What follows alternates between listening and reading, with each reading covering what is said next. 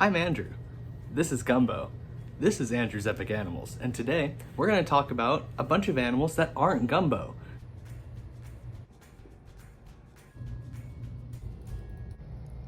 Gumbo's a blue-tongued skink. This list is for dream reptiles, though. Reptiles that are really unrealistic for me personally to own within the next 5 to 10 years even. This could be because they're illegal, or because they're so unrealistic to keep that I just don't see myself keeping them in the future. They could be really expensive, or they could just not be bred in captivity very well. Or we don't know how to breed them in captivity, in which case I wouldn't want to get one anyway. So let's jump into 5 of those dream reptiles. Number 1 on this list is the Argentine black and white Taegu. I love Taegus, absolutely love them, and there's a good reason why they are first on this list. I'm going backwards, but this list isn't really in numerical order, but like this one's my one dream reptile right here. Argentine black and white Taegus.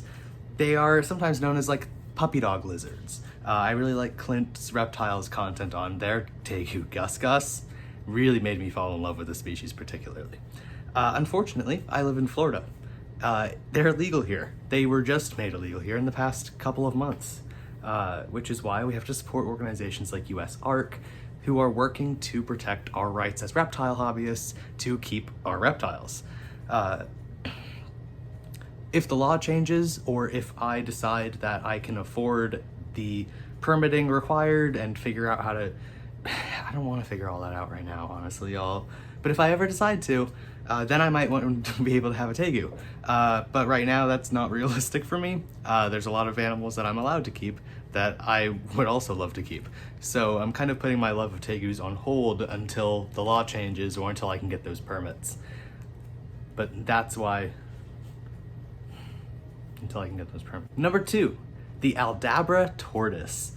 I love giant tortoises. Honestly, I love all tortoises, but Aldabras with their little noses that kind of go down and like, they're just incredible. I want one a lot. But they're ridiculously expensive and get ridiculously large. I don't have a house. My partner and I share this 1-bedroom apartment right now. We're moving into a 2-bedroom apartment with some friends, but that's not much more space. Either way, we can't have a giant tortoise in our apartment. That's just not realistic. One day, maybe, if I would rather have a sulcata, honestly, but like if I have a sulcata and my tortoise dreams with the sulcata fulfilled, I might also get an Aldabra one day if I can afford it. One day I might. You're being a reckless little lizard today, aren't you, Gumbo? Number 3, and this isn't in any particular order, number 3 is black throat monitors.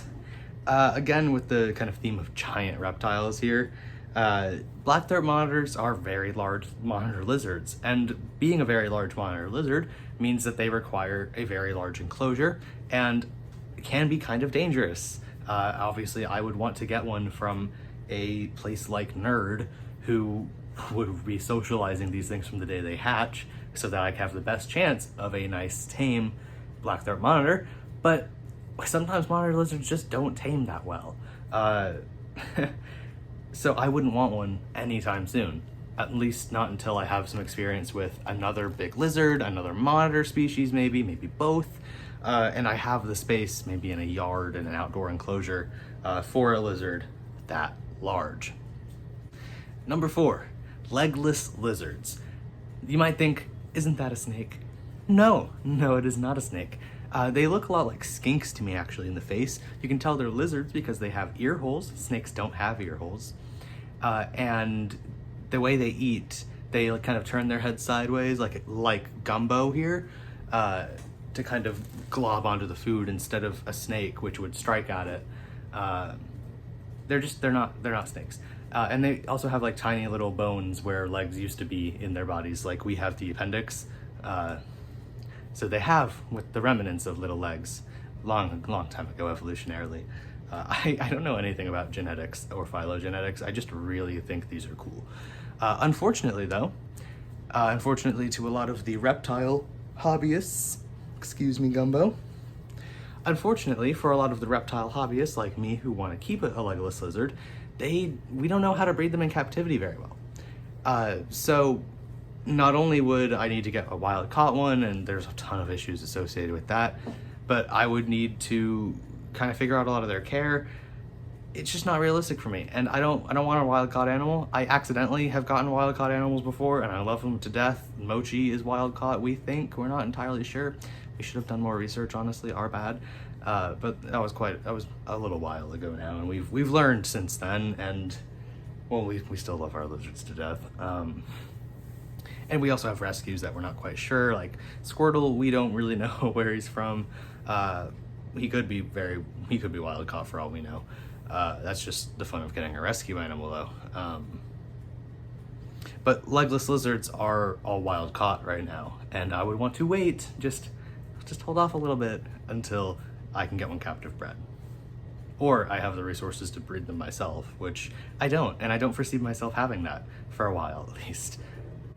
Number 5, on the list of dream reptiles that I definitely can't have anytime soon and are super unrealistic for me to currently keep right now, reticulated pythons. This is unrealistic on a whole bunch of levels for me.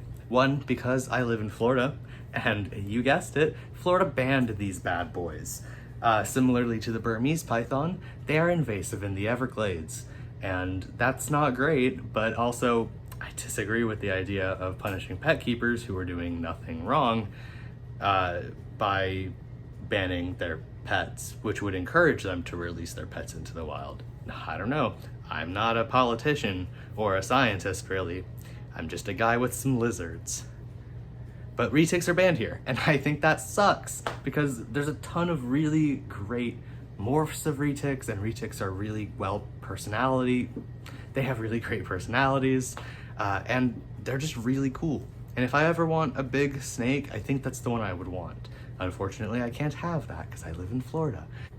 Anyways, those are my 5 dream reptiles that if I had any amount of money, any amount of space, any amount of time, any amount of experience, that I would want to have. Let me know what you think in the comments, if I missed any really cool ones that you would want, or if you disagree that these should be on a list like this. I'll probably do another one of these because honestly I want more lizards than I will ever be able to afford. More reptiles in general than I will ever be able to afford or keep. So hopefully, maybe one day I'll have a zoo. That's kind of my goal right now, is to build a zoo in my house. Maybe then I'll have a fraction of the reptiles I want. Make sure to like, comment, hit that bell icon, do all of those things that YouTubers tell you to do at the end of their videos, and have a great rest of your day. Bye.